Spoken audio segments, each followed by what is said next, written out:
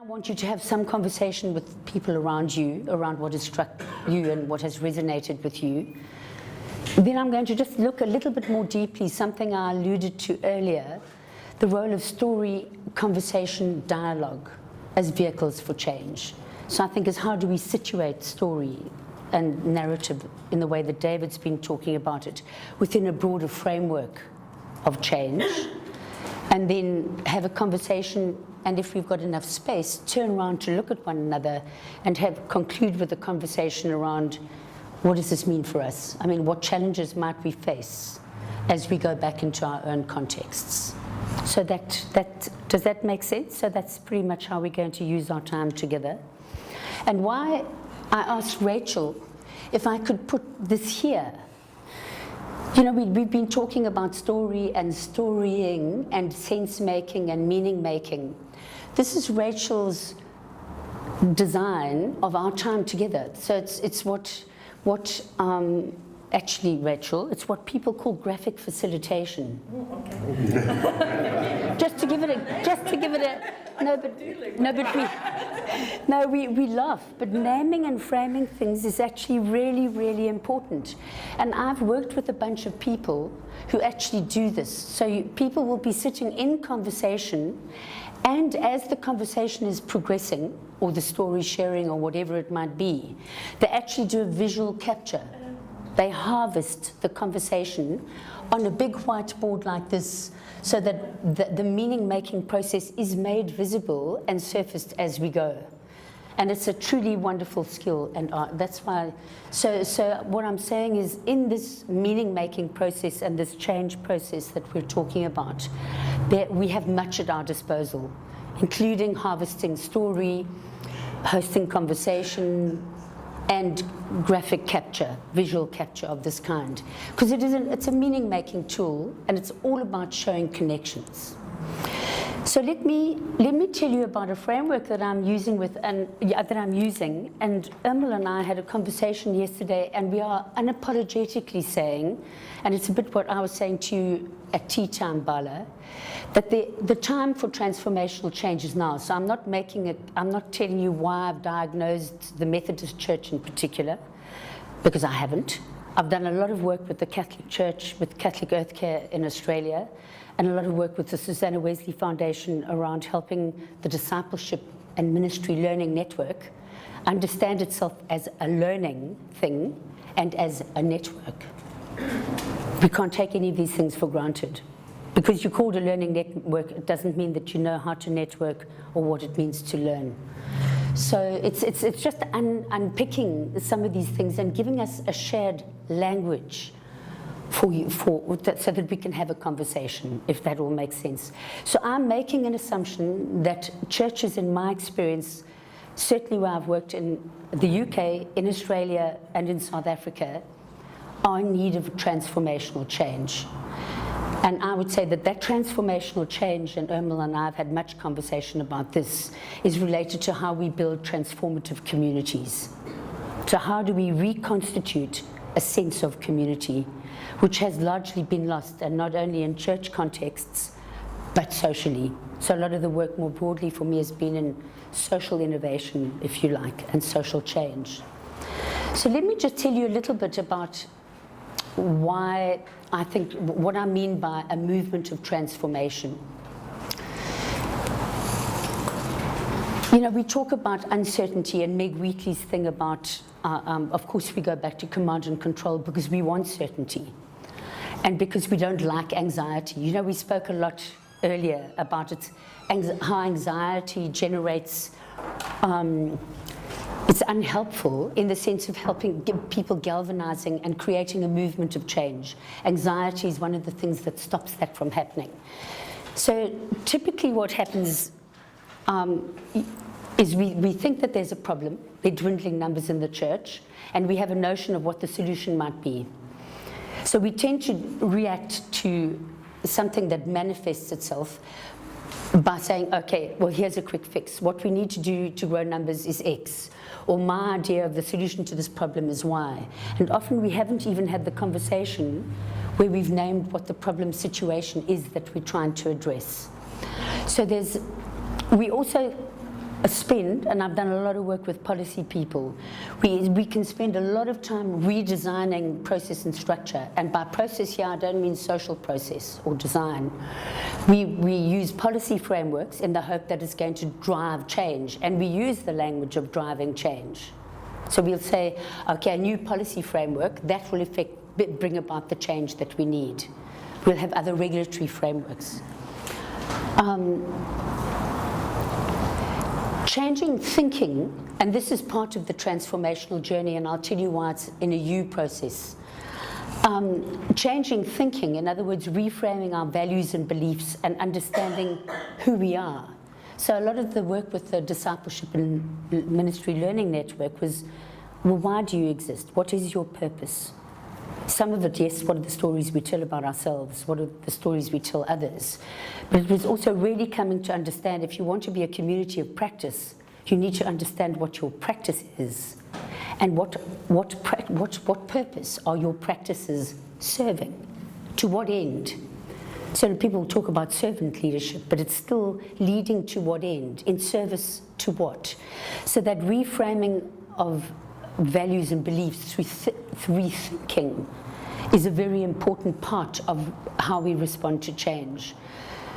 This process is called Theory U, and there's a lot of literature on it. You know, when you were asking about literature around, and it's not specifically linguistics, but it does go back to some of the root understandings of a lot of the language we use around transformation and leadership.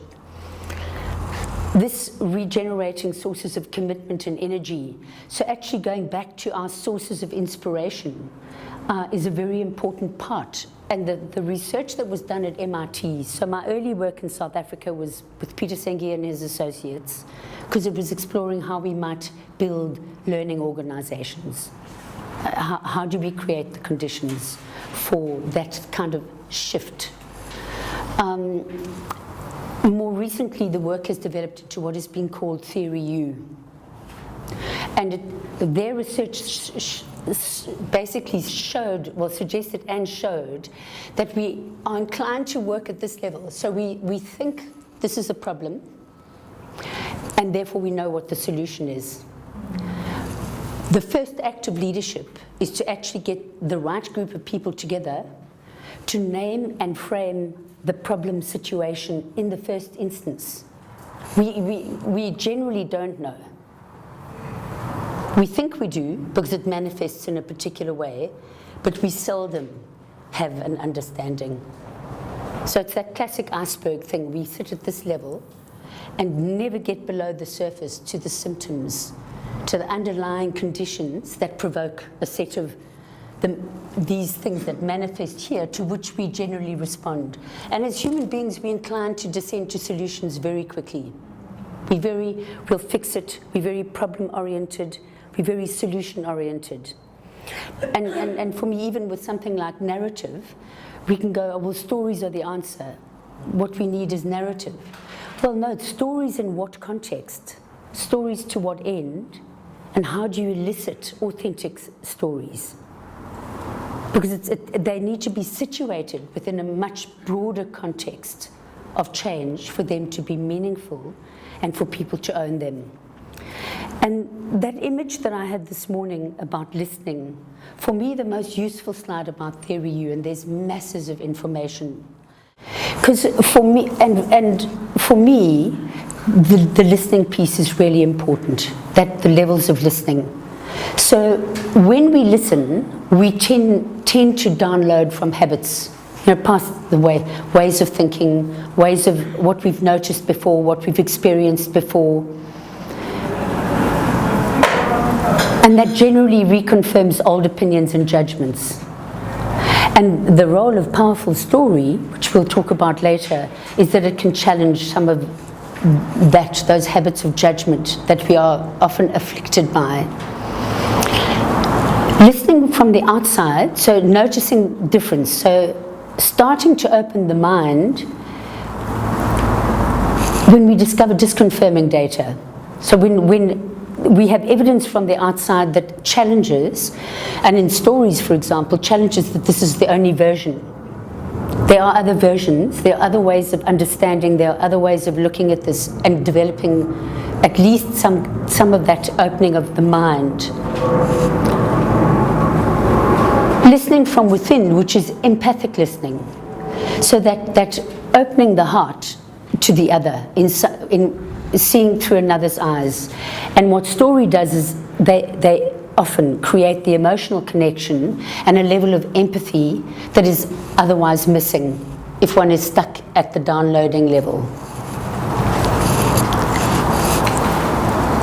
And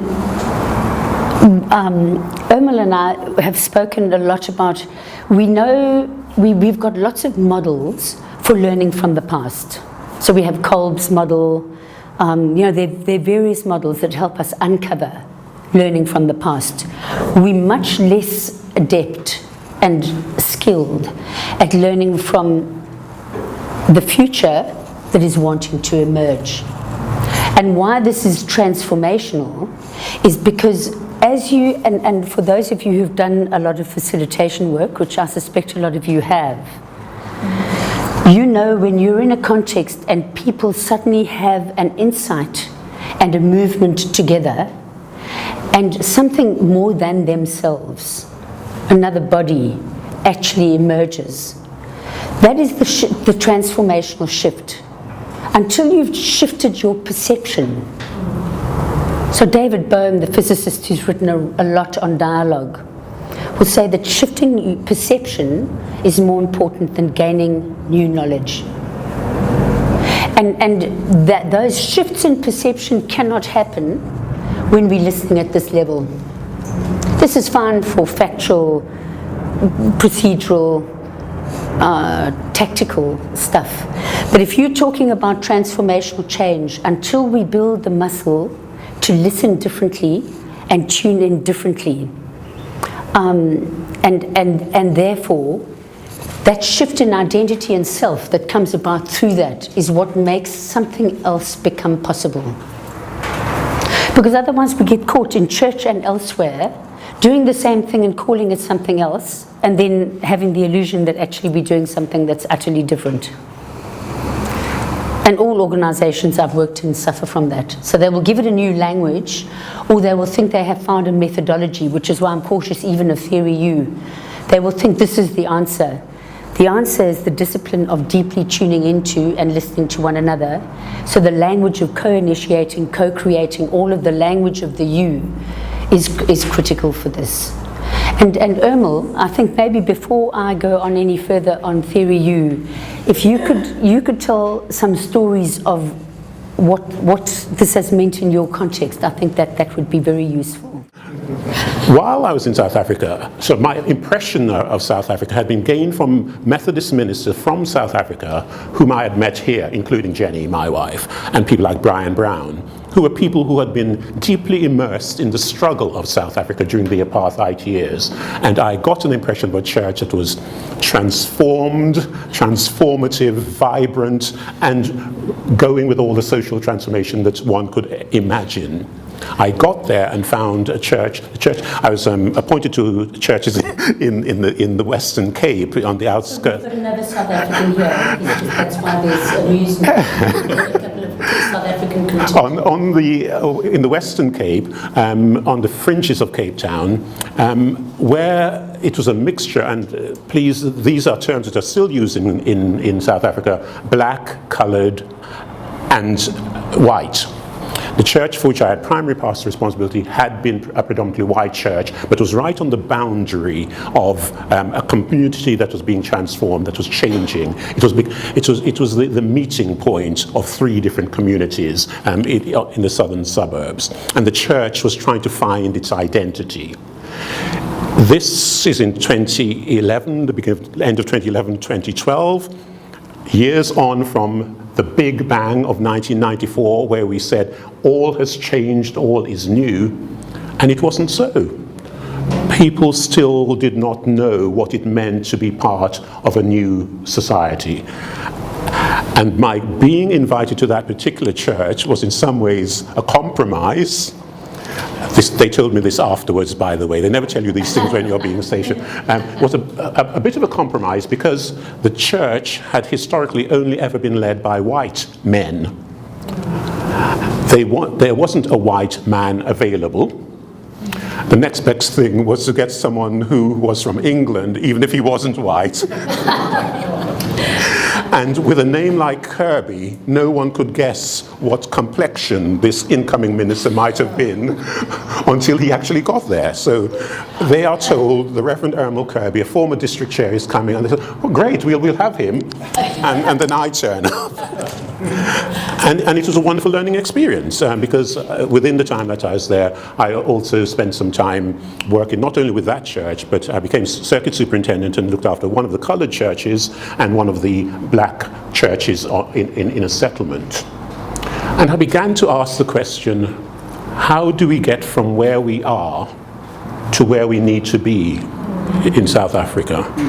What is it that's going to transform this fragmented community with all the anger, the pain, the misunderstanding that is there, and the frustration of lack of opportunities into a community that releases the potential that was also equally evident within the community in a way that everyone participates and feels, this is me, I am South Africa. And there wasn't an easy answer. There was no answer. And what really horrified me was the feeling that no one was in any focused way addressing that question within the society, within the church. The church was, some were going down the road of saying, let us go down the road of charismatic renewal. So 30 minutes of praise and worship at the beginning became de rigueur in whatever church you were, and if you didn't have a worship band, you're going to be left out, so everyone must get a worship band because that was the way to make sure that you at least survived for a bit longer. And the church leadership had no sense of how do we begin to meld together this diverse community. So one would go to synod, the gathering of the ministers of the area, and there would be visible divisions, even though there was no apartheid. The black members would largely sit together by choice. The white members, the white ministers would go off for their coffee at Starbucks and come back and bring it into the hall. The coloreds would stand around looking quite lost in many ways and not knowing where they fitted. 4 years of that, and I began to say, well, what on earth is going on here?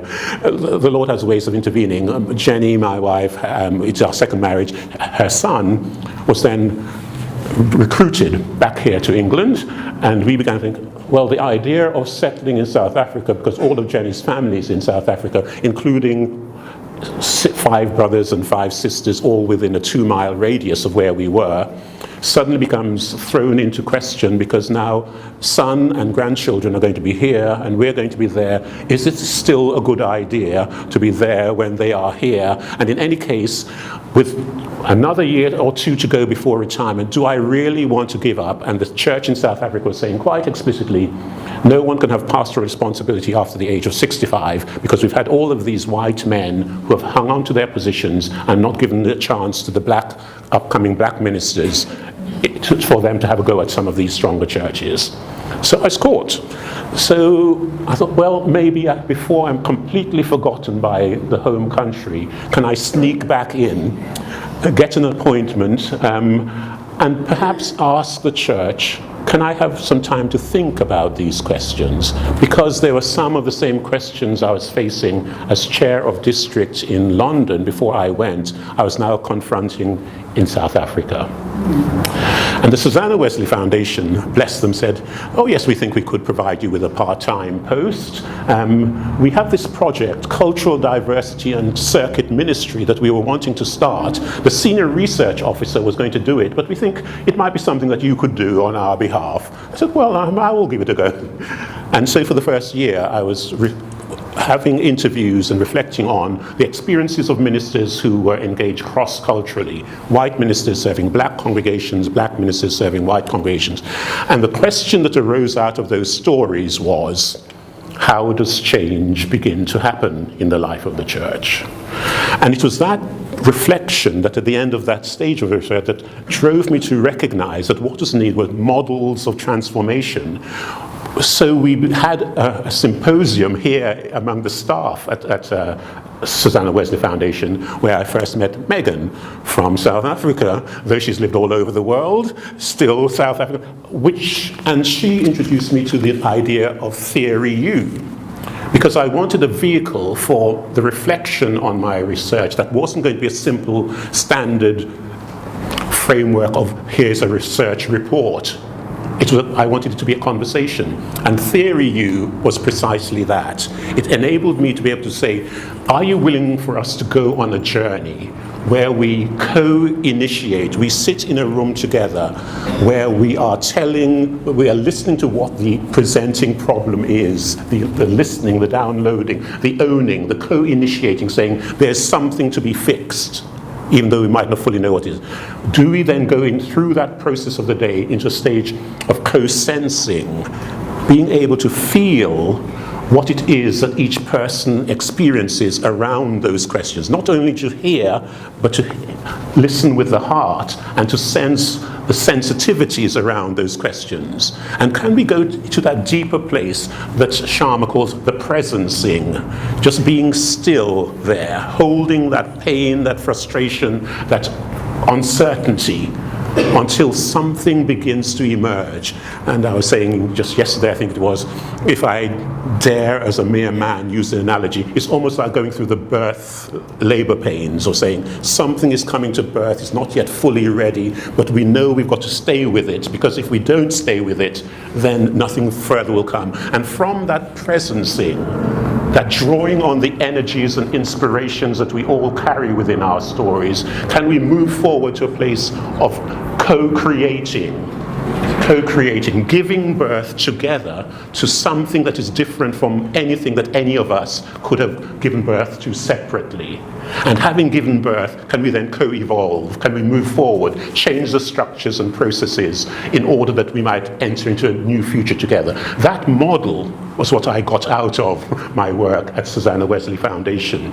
And that model, I suddenly realized, was the model for social transformation and spiritual transformation. And I began to think maybe had been implicitly at work at different stages in my life. So let me just quickly give you a couple of the examples. A friend, at least she was a friend, she invited me to come and do some reflection with the circuit about their way forward. We've been having circuit review there, she said, and we've had reports and analyses, and we're not quite sure where we should go from here. Can you come and help us? And so I go along on the Saturday, and without telling them what I was doing, I began the Theory U process, getting their stories, what it is that has brought them to this point. And it was at the stage when we were at the presencing, drawing on what is it that inspires them, what are their identities, what stories do they inhabit, that there began to be a restiveness within the group. Because they had expected a simple linear process of going from analysis to conclusion. This is how you solve it. Come on, Ermal, you've been a district chair for 13 years. Tell us how to fix the problem in this circuit. And the group, I was doing some input and then offering them to go into groups. One of them was honest enough to feedback and say, we don't know what's going on. We don't feel that we're getting anywhere, and we're more than halfway through the day. At which point I introduced the Theory U concept and said to them, this is where we are. And what you are expressing is precisely the birth pangs. You have dug deep into your own stories. You have begun to shape some possibilities. You see them emerging. And now we've got to frame those together. And you've got to frame those and take them forward. I can't give you the solution, but you are now on a journey that is for you to complete. And it was as if light bulbs were going on all around the room, because people could suddenly realize this is a different process, and a process that involves me in the change. I need to change if there's going to be transforming of the community. So I left them and said, I will listen with interest to what comes out of the circuit as you continue that journey. But they got it.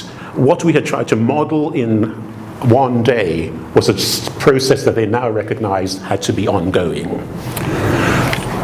1985, I was sent as a younger version of myself. I still had a beard and I still had hair on the top of my head, to the Birmingham Central Mission. Judith and Mark were around in those days as very young people also. And the Birmingham Central Mission had just spent hundreds of thousands of pounds in a process of renovation and renewing. My predecessor had had a vision, a public building with a Christian heart, and had gone all out for it, had squeezed every pound he could from every source he could in order to put it right and make this a wonderful example. 1,500-seater main hall, small hall that could seat 300, rooms all over the place, and the whole ground floor of a block in central Birmingham given over to commercial premises, 2 banks, an orthopedic shop, all kinds of things happening. A real economic miracle. And I was sent, after some fishing around because they couldn't find anyone else, will you come and carry forward this work? And 3-4 months into that process, I'm sitting in a pastoral meeting with lay workers and administrator, talking about the needs of the congregation, and the hall manager knocks on the door and says, we've got a problem, the boiler's leaking again. We've just spent 10,000 on it. They say if you spend another 4,000, they can do a patch-up job, but it's really going to take 35,000 to make it go all right. And at that moment, I thought, that's not what I'm here for.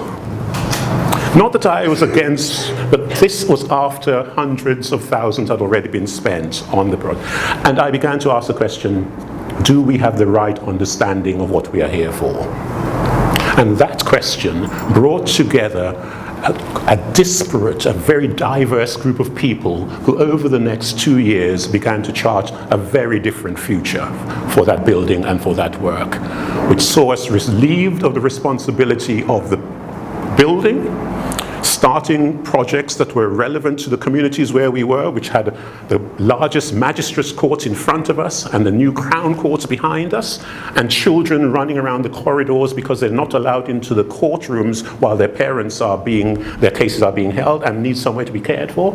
Young people who were wandering the streets of Birmingham with nowhere to go during the day because all the night shelters were only opening at 6 o'clock and they threw them out at 7 o'clock. Where can they stay? And all of those things being addressed by a process that I now recognize was U-shaped, co-initiating, thinking together, what is it that we're really dealing with?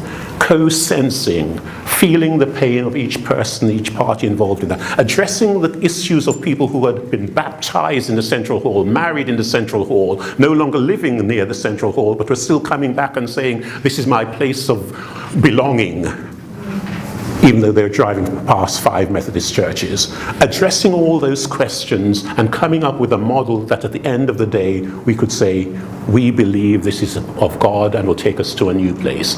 So I've become a wholehearted advocate of Theory U, the shape, the process. And one of my excitements is that even as I give up my official role with SWF, that I hope that we'll continue to explore what it might mean for churches and circuits in this district and in South Africa, because I'm still connected there. I'm South African, really. We can see. Not even honorary. Not honorary, the real thing. You know, it's... There's something, you know, Otto Scharmer, who's the author of Theory U, he would say we've forgotten how to exercise all of our intelligences. So the intelligences of the mind, of the heart, of the will. So that movement down the U, he talks about as that shift. So what you've just been talking about, Ermal, from downloading past patterns and leaping to a solution, to this movement And this is where the marginal and the marginalized come in. When you start seeing with fresh eyes and sensing into a bigger system, those voices that are previously not heard, that's the way to bring them in. It's a completely, so suddenly those who've been excluded, because someone, often in a leadership position, has decreed that it will be a grand building. But there's not been any acknowledgement of local context. So that notion of fully engaging in the system that you're seeking to shift in order to see with fresh eyes. So this whole co-initiating process, sensing from the field, that presencing, and the paradox of that is it's being deeply present in relationship with other people as you sense into a future that is not yet here. So it's a future that if only we had the imagination and the capacity to hold anxiety together, we could actually create together. So that's we're presencing that's what that word means. And then, so it's not someone else, it's not the leader who sets the vision and intention. Yes, all of this requires leading. All of this requires leadership. But it's not one person who dictates the vision and the plan of action. So I was having an interesting conversation at lunchtime with one of the members of the trustees, Board of Trustees for SWF, and we were talking about the role of planning. It's not to say that planning does not have a role. It's to say that planning cannot lead transformational change.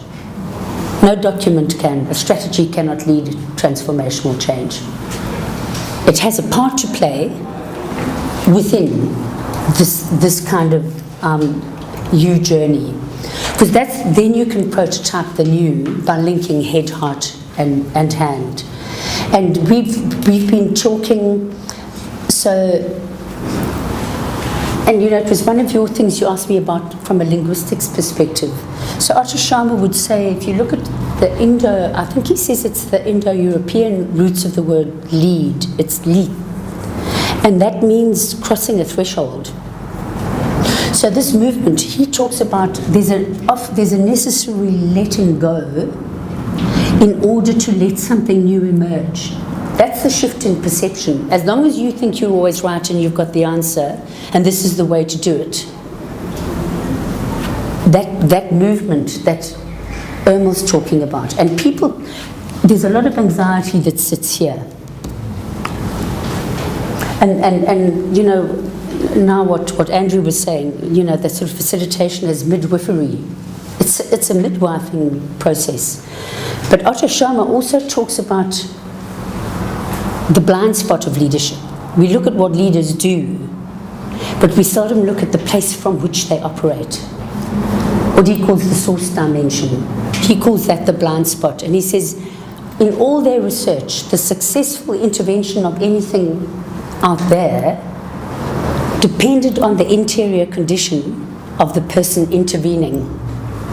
That was the single determining factor. So if you think you can be exempt from the change, you can't. You're not doing change to other people. You're not driving change. So the enabling word that David introduced this morning, you're enabling a profound movement of change. You're building, these are social fields, if you like. You're cultivating social relationships. That is the basis for sustained transformational change. It's transformed relationships. And then there are things so that keeping, and this is an ongoing process, it's a life's work to keep that open mind, open heart, and open will. So if we really believe it's not our will being done, if we really believe on earth as it is in heaven, try sustaining this process through all your decision-making processes as often as you can, and see how difficult it is. And how often one wants to exercise her. The voice of judgment is what stops the open mind. Who's this person to be talking about this? This isn't a Methodist, this is just a lay person, I'm not going to listen to, all of the stuff that stops, that closes the mind.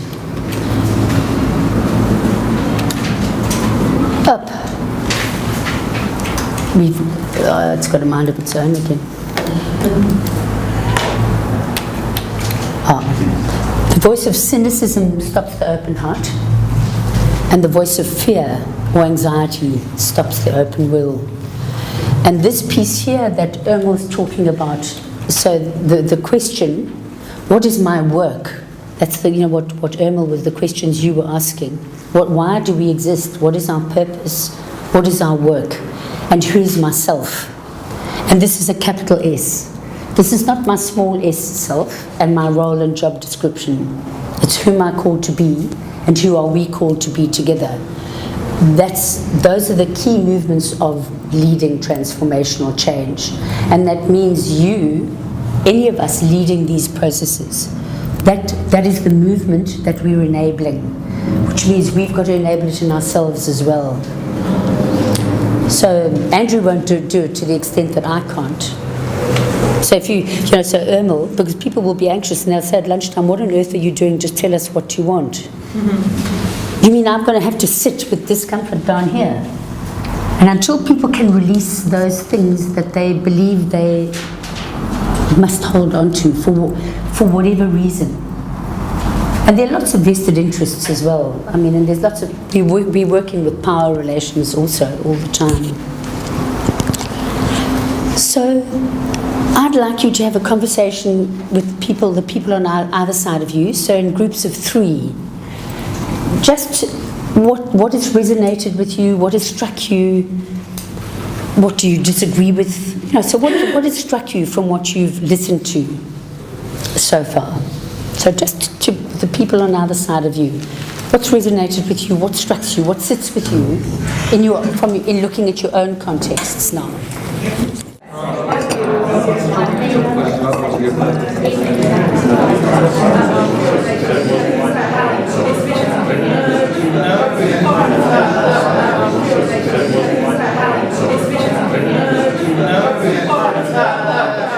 I was just saying to Jack that usually for this process, 3 to 5 days. I mean, I'm giving you like a snapshot into something that is, it's mumbo jumbo. It's gobbledygook until you actually relate your own experience. You contextualize it for yourself. You understand what it means.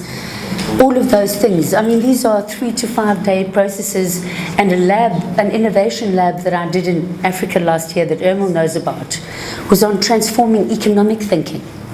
So it was a well-being economies lab for Africa with 27 participants from 8 African countries really talking about the problems with GDP and how do we create a more equitable economy by changing the way we think and the way we relate to one another, the way we relate to livelihoods, the way we relate.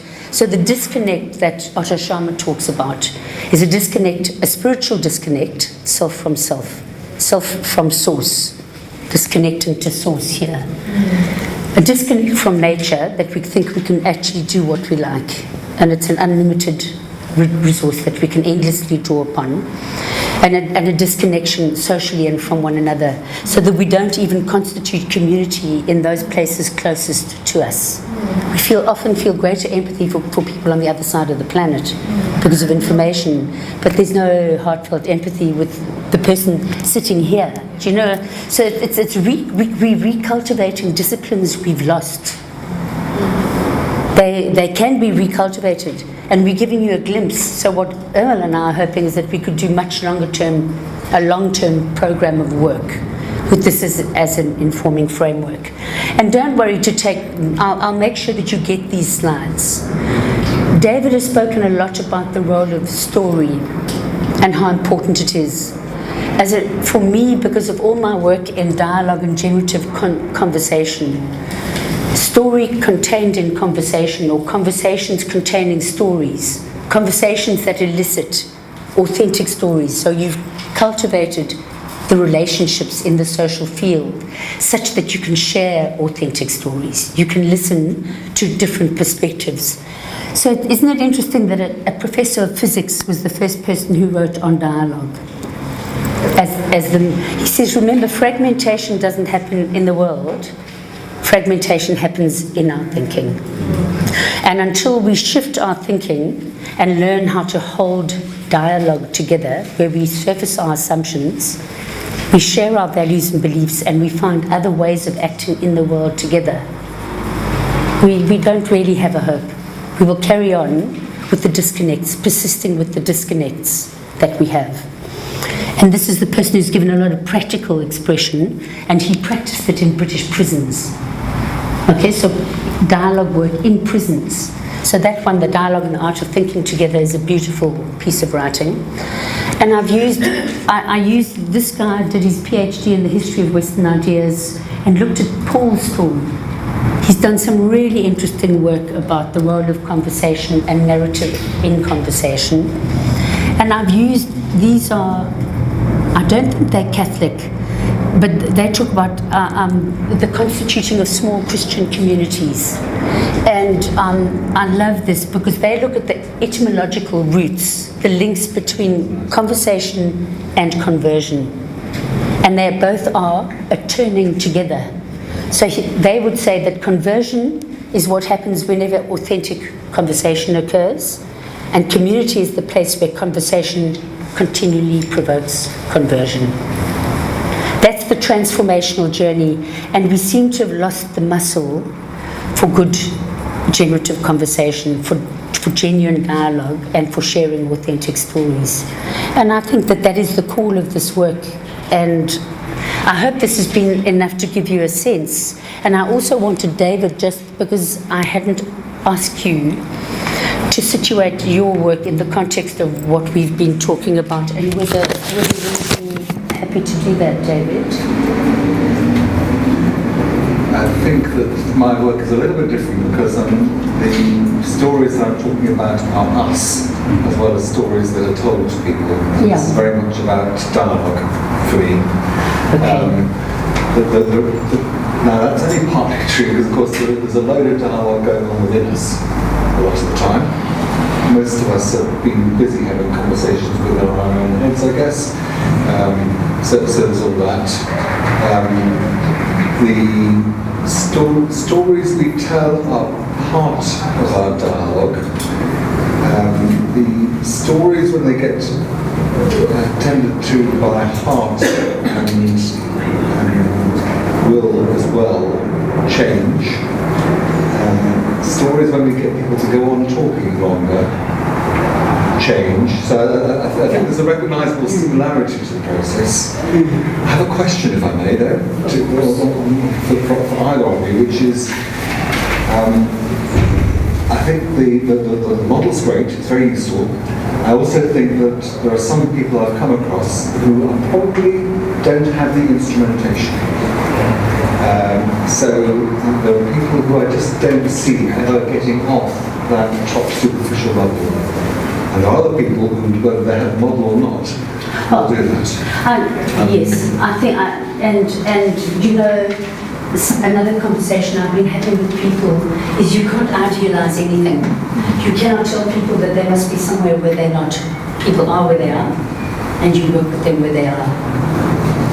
And with some people, instinctively. So I mean, I had a guy in the Philippines say to me, so I've had Jesuits say, see, judge, act.